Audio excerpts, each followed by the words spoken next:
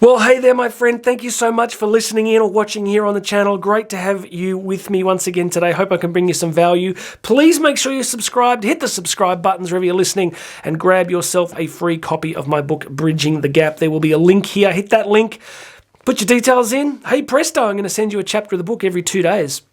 Just a little bit of an insight into the kind of thinking that has shaped my work over the last couple of decades. Today, we're going to one of the great figures of human history, the great Greek philosopher, the great classical Greek philosopher, Aristotle, who's going to talk to us today about the concept of excellence. Let's do it. Excellence is never an accident. It is always the result of high intention, sincere effort, and intelligent execution. It represents the wise choice of many alternatives. Choice, not chance, determines your destiny. Well, as I often like to say, boom, the last line there, choice, not chance, determines your destiny. Yeah, it's funny, we have a lot of these reality shows, where people come and audition, right? The Voice, X Factor, whatever you might have seen over the years. And it is easy, again, to fall into the trap, isn't it? That there was just this talented person who just always had a talent. They turned up and just rocked the house. And, now they're living in Florida on the beach and their life is perfect. What we don't see, of course, is the commitment to honing the craft. So what I love about Aristotle is because my postgraduate work, my second master's degree, was looking at a lot of the classical thought that has shaped our world. The Greeks are interesting because in many ways they were the first culture that had enough food security and military security to allow a class of people to begin to think. So true story. I mean, the Greeks were the first to kind of sit around in the Areopagus or sit around in their big open area amphitheaters and just talk, just shoot the breeze.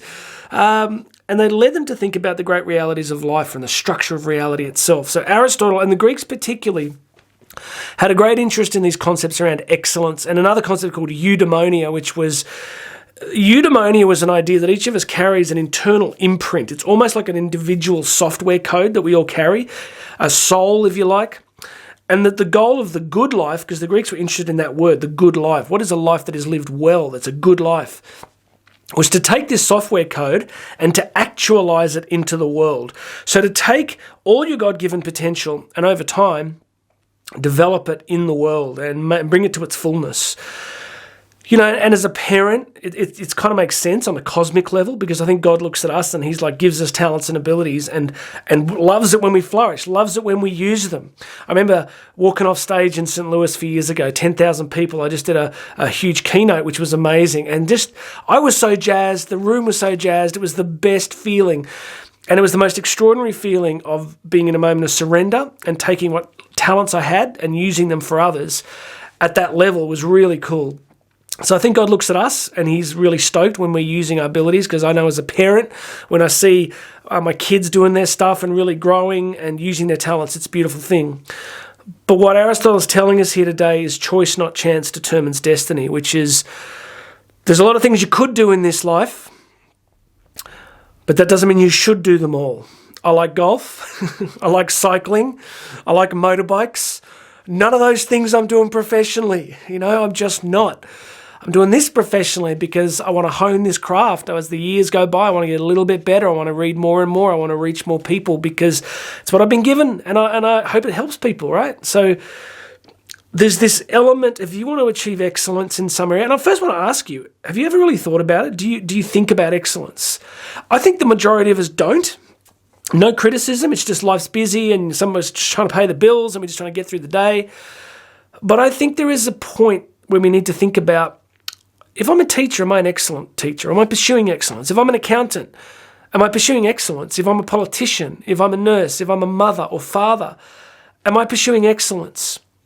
And it's pursued in these moments of choice and effort and work and commitment and showing up when you're tired and just honing the craft and honing the craft and honing the craft. I listened to a lot of Mozart this week. My daughter and I watched the documentary. Now, he was a bit different because he came from an unusual, very unusual family. He was born at a unique moment in history, and he seemed to have an aptitude, probably at the level of brain structure, I would say he probably had an aptitude. A lot of times when we see extraordinary performance, we forget some of these factors. Like if Mozart had been born in Africa at the same time, or if he'd been born in Siberia, none of these things probably would have happened. His father was a court musician, right? So there's this, often when we see extraordinary human performance, we forget these other factors that were in place too. But what we can say about him is that regardless of those factors, he just had this capacity for work and effort and creation. And so it's not just the raw material, it's also the effort and the aptitude and the time that goes into it. So I just today want to ask you to think about excellence. I want to disabuse you of the concept of destiny, that when you see people in media or TV or film that are just like, my gosh, they were born to do that.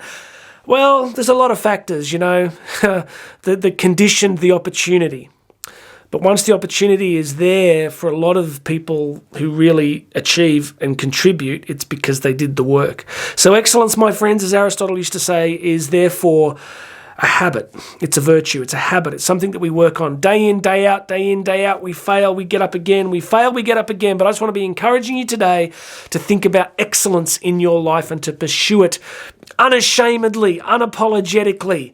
All right? Excellence. Pick something. I just think now that I'm a bit older, I've got to the point where I'm just like, I can't do everything. I got to pick. It's like you're in a candy store and you're like, oh, I like that one. I like that one. I like that one. And I'm like, you know what, Jonathan, you got to pick. And I picked this. And I want to serve as many people as possible. And I want you to pick something.